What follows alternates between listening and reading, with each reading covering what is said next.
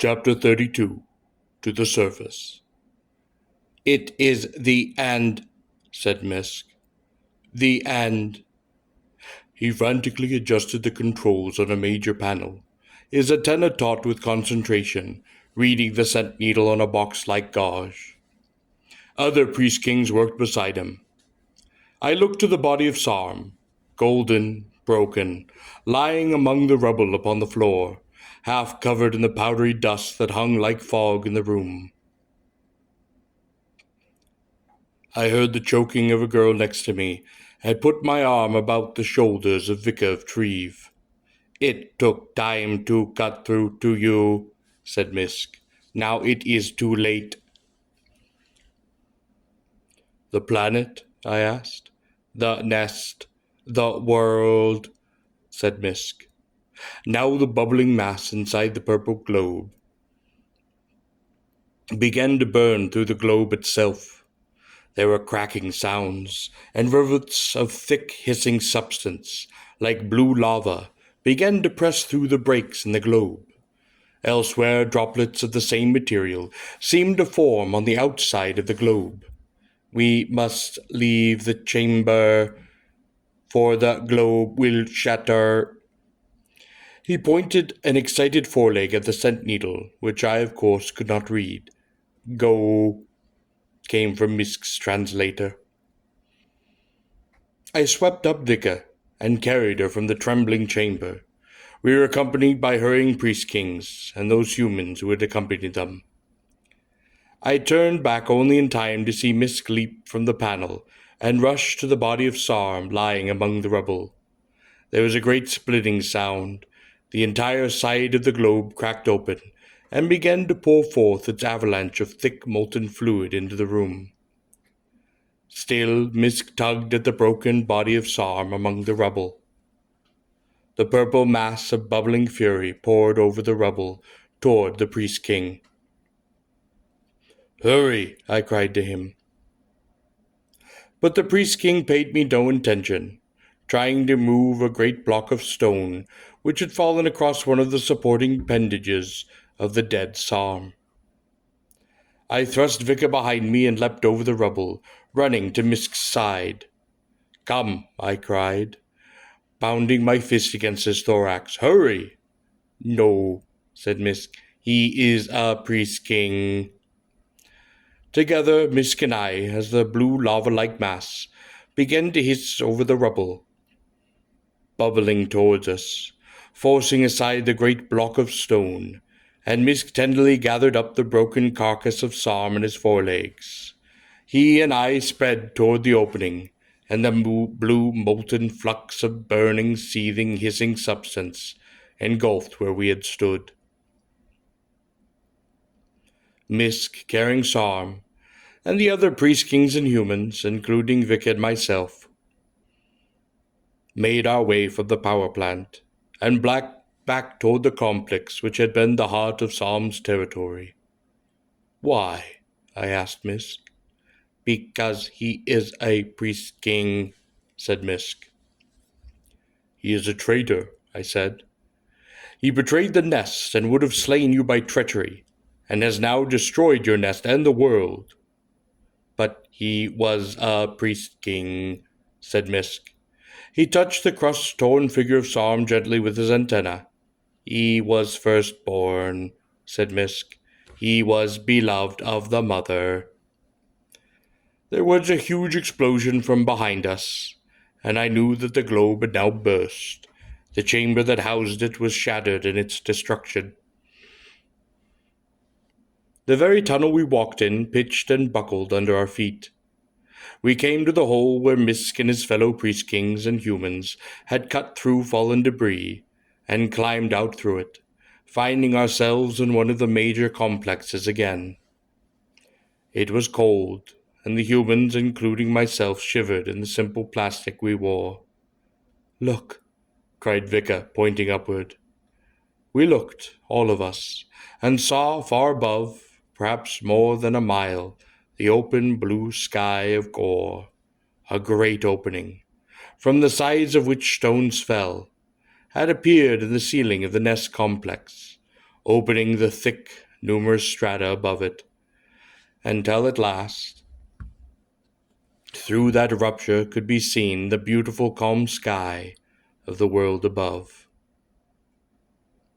Some of the humans with us cried aloud in wonder, for never had they ever seen the sky. The priest kings shielded their antennae from the radiation of the sunlight heavens far above. It sprang to mind suddenly why they needed men, and how dependent they were upon us. Priest kings could not stand the sun. I looked up at the sky, and I understood, as I had not before, what must be the pain, the glory, and the agony of the nuptial flight. His wings, she said, had been like showers of gold. How beautiful it is, cried Vicar. Yes, I said, it is very beautiful. I recalled that it had been 9 years since the girl had looked upon the sky. I put my arm about her shoulders, holding her as she wept, her face lifted to the distant blue sky. At this moment, skimming over the buildings in the complex, no more than a few feet from their roofs, came one of the ships of Misk, piloted by Al-Ka, companioned by his woman. It landed near us. A moment another ship, piloted by Bata, appeared and settled by its sister ship. He too had his woman with him. It is now time to choose. It is now time to choose, said Misk, where one will die. The priest kings, of course, would not leave the nest, and to my surprise, most of the humans, many of whom had been bred in the nest, or now regarded it as their home, insisted also on remaining where they were. Others, however, eagerly boarded the ships to be flown through the opening to the mountains above. We have made many trips, said Al-Ka, and so have others in their ships, for the nest is broken in a dozen places and open to the sky. Where will you choose to die? Asked Vicar of Treve. Al-Ka and Bata, as I would have expected, turned their ships over to others to pilot, for they would choose to remain in the nest. Their women, too, to my amazement, freely elected to remain by the sides of the men who would fasten the golden collars about their throats. I saw Kusk in the distance, and both Al-Ka and Bata, followed by their women, began to walk towards them. They met perhaps 100 yards from where I stood, and I saw the priest king place a foreleg on the shoulder of each, and together they stood and waited for the final crumbling of the nest. There is no safety above, said Misk. Nor any here, I said. True, said Misk. In the distance we could hear dull explosions and the crash of falling rock. The entire nest is being destroyed, said Misk. I saw tears in the eyes of some of the humans. Is there nothing that can be done? I demanded. Nothing, said Misk. Vicar looked up at me. Where will you choose to die, Cabot? She asked again. I saw that the last ship was preparing to take flight, through the hole torn above in the ceiling of the complex. I would have liked to have seen once more the surface of the world. The blue sky, the green fields beyond the black cedar. But rather than that, I spoke. I choose to remain here with Misk, who is my friend. Very well, said Vicar, and she lifted her head against my shoulder. I shall also remain. Something you have said does not translate, said Misk, his antenna dipping towards me. I looked up into the huge, peering golden eyes of Misk. the left one lined with the whitest seam where Psalm's blade projection had once torn it open in the battle in the chamber of the mother. I could not even tell him how I felt about him, for his language did not contain the expression I needed. I told him, I choose to remain here with you. And then I said something like there is nest trust between us. I see, said Misk, and he touched me lightly with his antenna. With my right hand I pressed the sensory appendage, which rested upon my shoulder.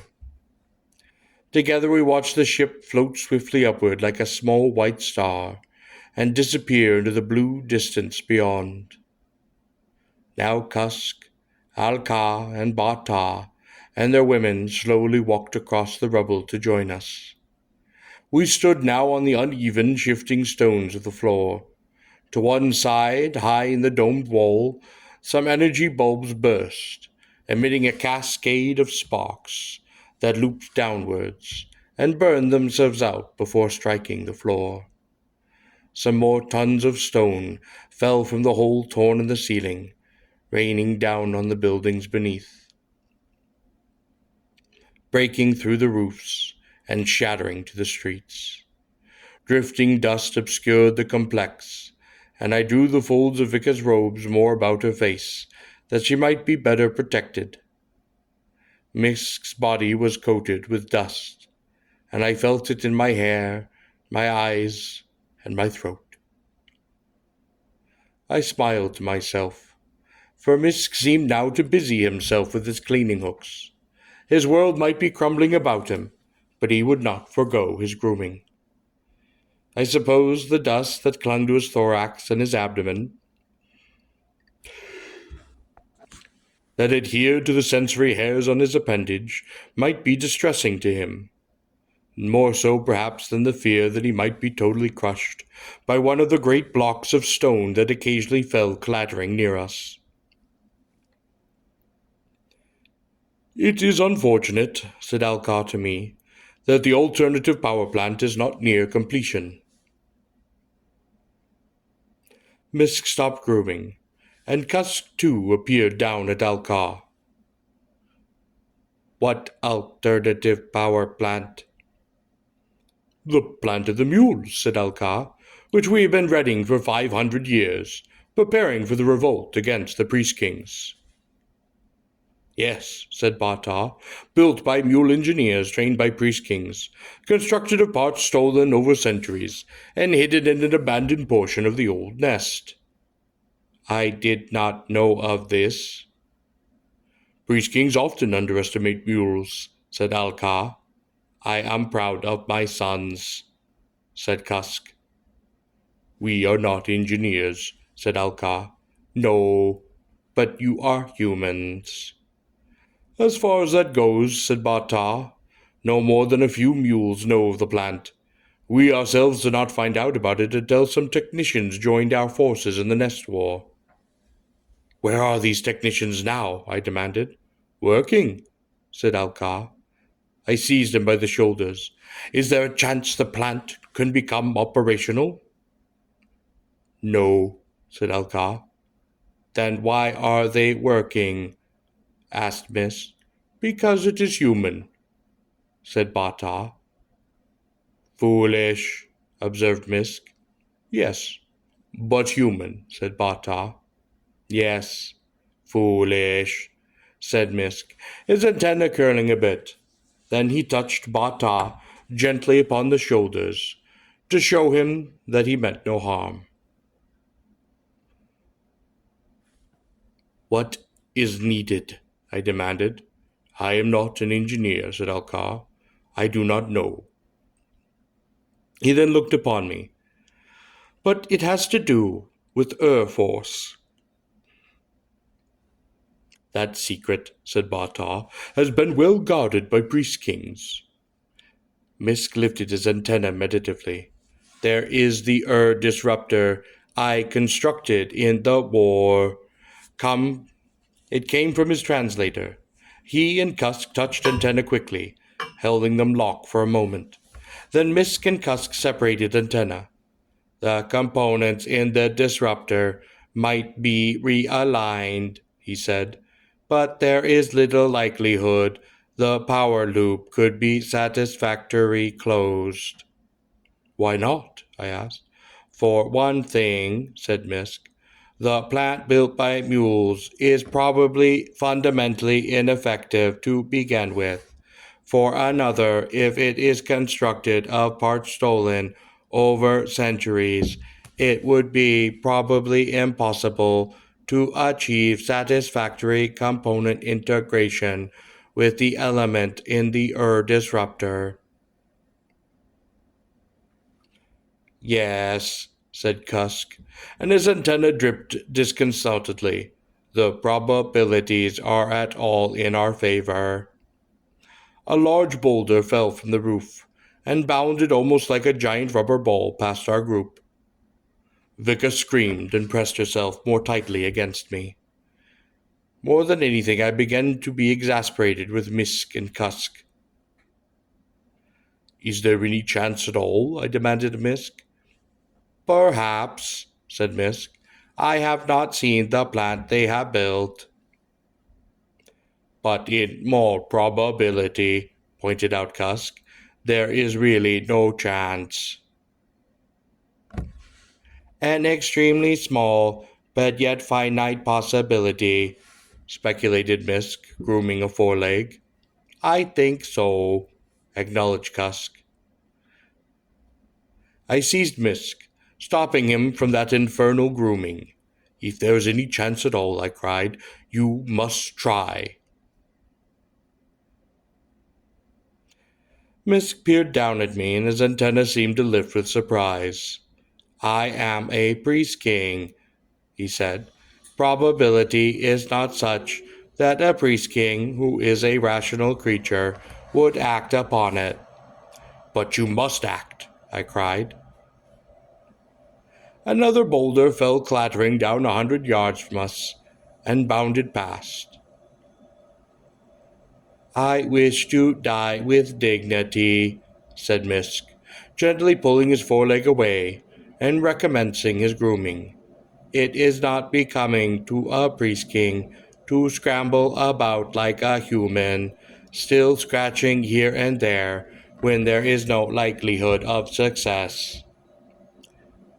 If not for your own sake, then for the sake of the humans, in the nest and outside of it, who have no hope but you. Misk stopped grooming and then looked down upon me. Do you wish this thing, Tal Kabat? Yes, I said. And Kusk looked down at Alka and Bata. Do you too wish this thing? He said. Yes, said Alka and Bata.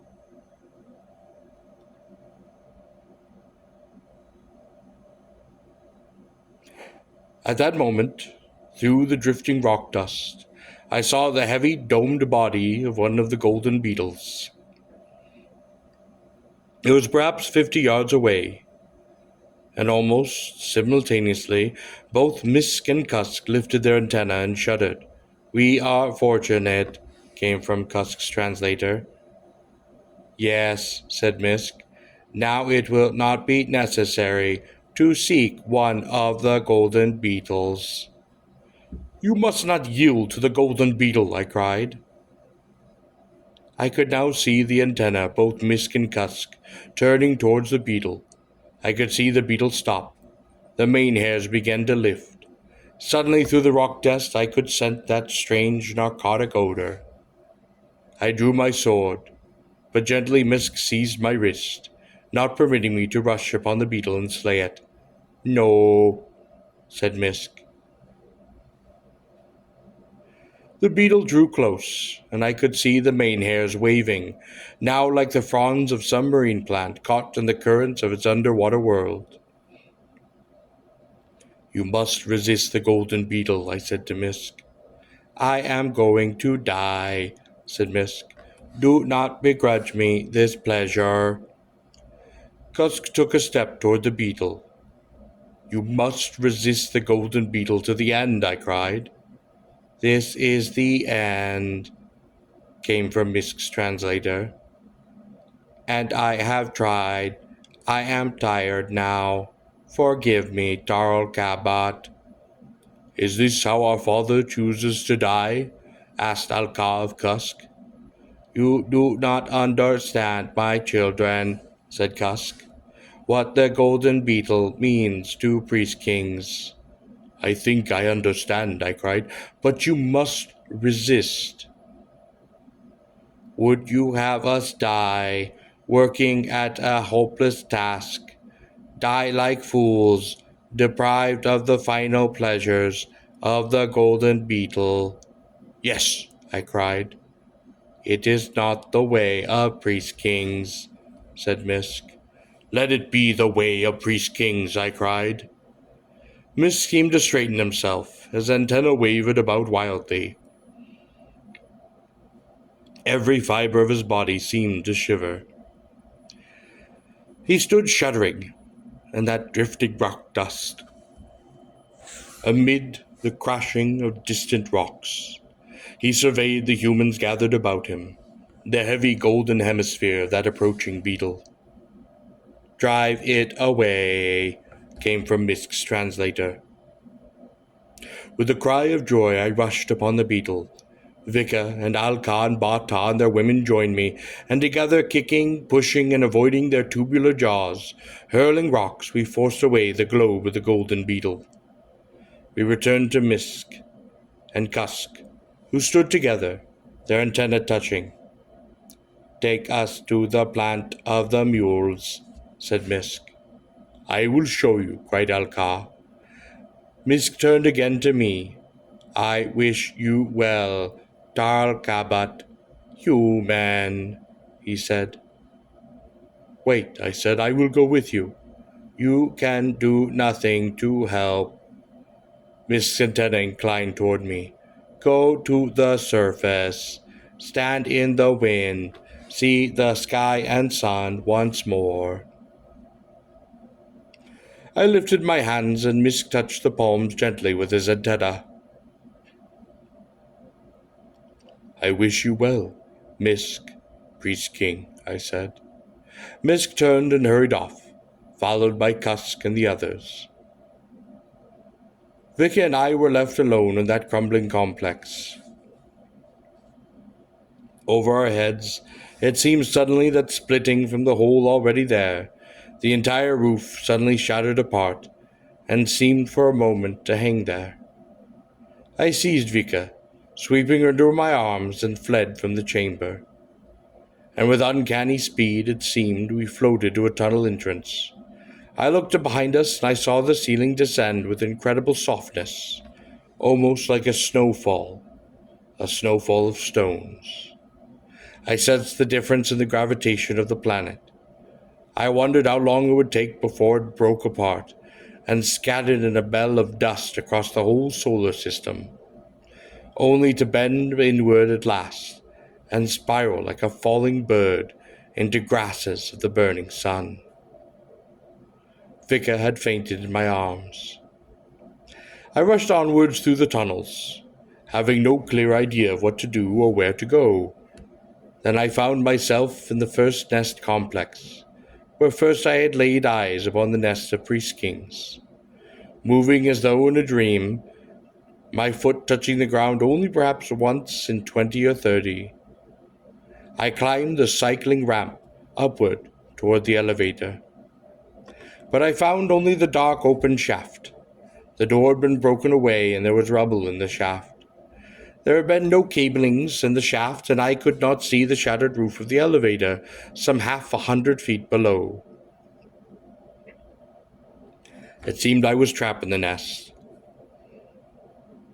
But then I noted, perhaps 50 yards away, a similar door, though much smaller. With one slow, strange bound, I was at the door. I threw the switch which was placed upon the side, and it opened. And I leapt inside, pushing the highest disc on the line of discs mounted inside. The door then closed, and the contrivance swiftly sped upward. When the door opened, I found myself once more in the hall of the Priest-Kings. Though the great dome above it was now broken and portions of it had fallen to the floor of the hall, I had found the elevator, which had originally been used by Pop, whom I had learned was a physician of Treve, and who had been my host in my first hour in the domain of Priest-Kings. Pop, I recalled with Cusk, had refused to implant me, and had formed a portion of the underground which had resisted Psalm. When he had first spoken to me, I knew now that he had been under the control of Priest-Kings, that his control net would have been activated and his words and actions dictated, at least substantially, from the scanning room below. But now the scanning room, like most of the nest, was demolished, and even if it had not been, there were none who could now care to activate this net. Pop would never be his own master. Would now be his own master. Vic still lay unconscious in my arms, and I had folded her robes about her in order to protect her face and eyes and throat from the rock dust below. I walked before the throne of the Priest-Kings. "Greetings, Tabit," said a voice. I looked up, and I saw Pop, puffing upon his pipe, sitting calmly upon the throne. "You must not stay here," I said to him, uneasily looking up at the remains of the dome. "There is nowhere to go," said Pop, puffing contentedly upon the pipe. He leaned back. A puff of smoke emerged from the pipe, but instead of drifting up, it seemed instead almost immediately to pop apart. "I would have liked to enjoy a last proper smoke," said Pop. He looked down at me kindly, and in a step or two seemed to float down the steps, and stood next to me. He lifted aside the fold of Vika's robe, which I had drawn about her face. "She is very beautiful," said Pop, "much like her mother." "Yes," I said. "I wish I could have known her better," said Pop. He smiled at me, "but then I was an unworthy father of such a girl." "You are a very good and brave man," I said. "Oh, I am small, ugly, and weak, fit to be despised by such a daughter." "I think now she would not despise you," I said. He smiled and replaced the fold of the garment over her face. "Do not tell her I saw her. Let her forget Pop, the fool." In a bound, almost like a small balloon, he floated up, twisting about, reseated himself in the throne. He pounded on the arms once, and the movement almost thrust him up off the throne. "Why have you returned here?" I asked.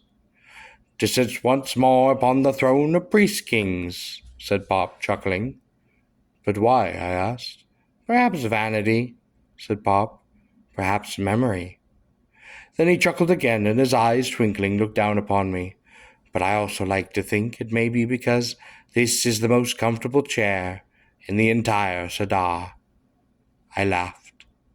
I looked up upon him. "You are from Earth, are you not?" I asked. "Long, long ago. I never did get used to that business of sitting on the floor." He chuckled again. "My knees were too stiff." "You were English," I said. "Yes," he said, smiling. "Brought here on one of the voyages of acquisition." "Of course," he said.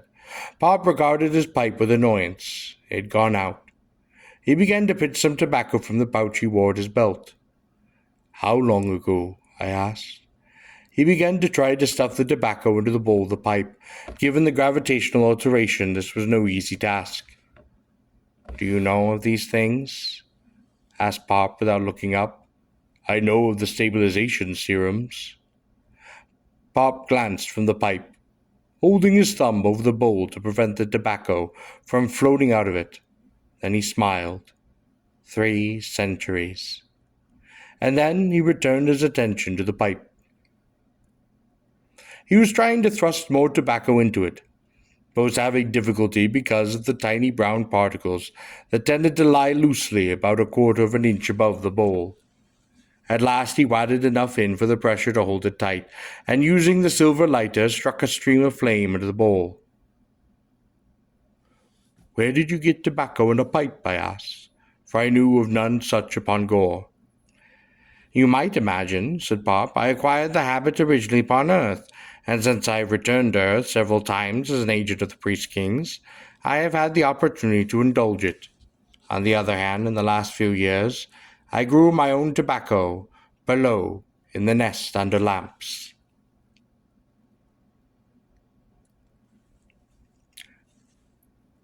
The floor buckled under my feet. I changed my position. The throne tilted and then fell back into proper place again. Pop seemed more concerned with his pipe, which seemed again in danger of going out, than he did with the world that was crumbling about him. At last he seemed to get the pipe under control. "Did you know," he said, "that Vika was the female mule who drove away the golden beetles when Sarm sent them against the forces of Misk?" "No," I said. "I did not know." "A fine, brave girl," said Pop. "I know," I said. "She is truly a great and beautiful woman." It seemed to please Pop that I had said this. "Yes, I believe she is." He added rather sadly a thought. Such was her mother. Vika stirred in my arms. "Quick." He seemed suddenly afraid. "Take her from the chamber before she regains consciousness. She must not see me." "Why?" I asked.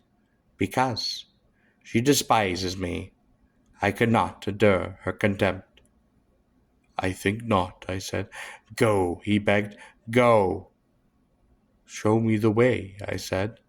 Hurriedly Pop knocked the ashes and sparks from his pipe against the arm of the throne.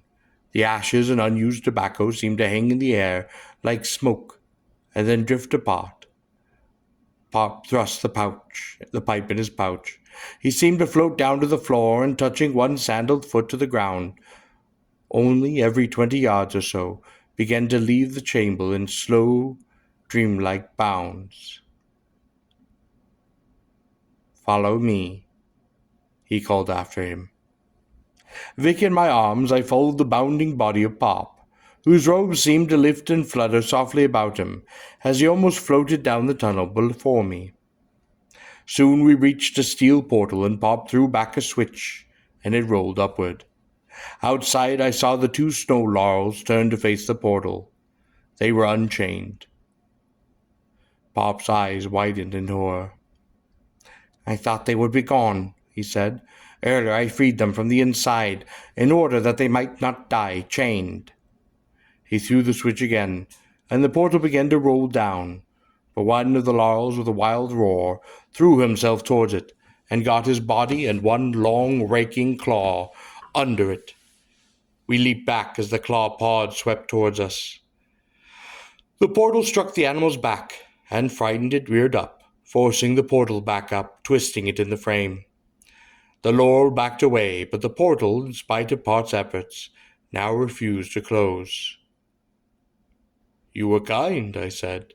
"I was a fool," said Pop, "always a fool." "You could not have known," I said. Vika went to the folds of the robe, and I could feel her squirm to regain her feet. I set her down, and Pop turned away, covering his face with his robe. I stood at the portal, sword drawn, to defend it against the lance, should they attempt to enter. Vika now stood upon her feet, a bit behind me, taking in at a glance the jammed door and the two unchained laurels without. Then she saw the figure of Pop and cried out with a tiny gasp, and looked back again at the laurels, then at the figure. Out of the corner of my eyes, I saw her put out her hand gently and approach Pop. She pulled aside the folds of his robe, and I saw her touch his face, which seemed filled with tears. "Father," she wept. "My daughter," he said, and took the girl gently in his arms. "I love you, Father," she said. Pop uttered a great sob, his head falling against the shoulder of his daughter. One of the laurels roared, the hunger roar that precedes the roar of the charge. That was the sound I knew well. "Stand aside," said Pop, and I barely knew the voice that spoke, but I stood aside.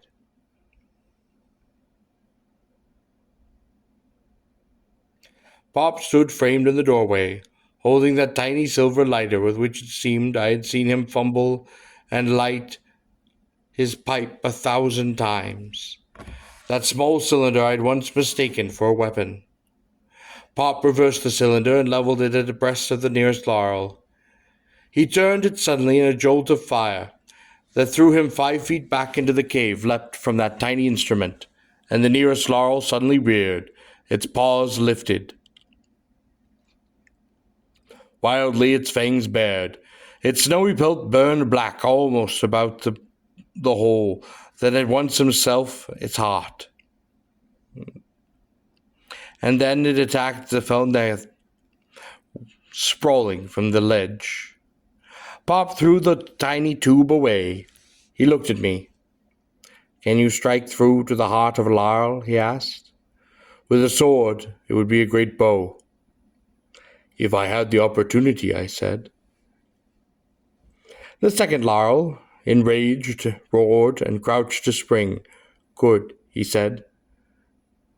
"Follow me," not flinching.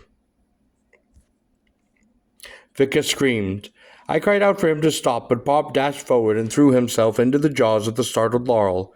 It lifted him in its jaws and began to shake him savagely. I was at its feet and thrust my sword behind its ribs, plunging it deep into its heart.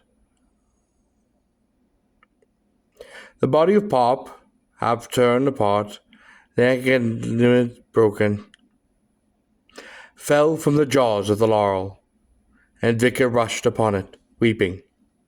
I drew out the sword and thrust it again and again into the heart of the laurel, until at last it lay still. I went to stand behind Vicar.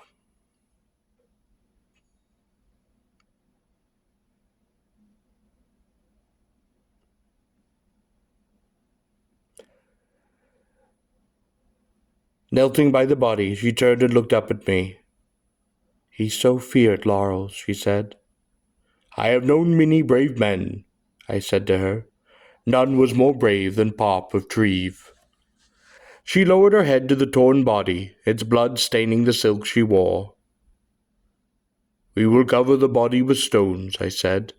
"I will cut robes from the pelt of the laurel. We have a long way to go. It will be cold." She looked up at me, and her eyes filled with tears, and nodded her agreement.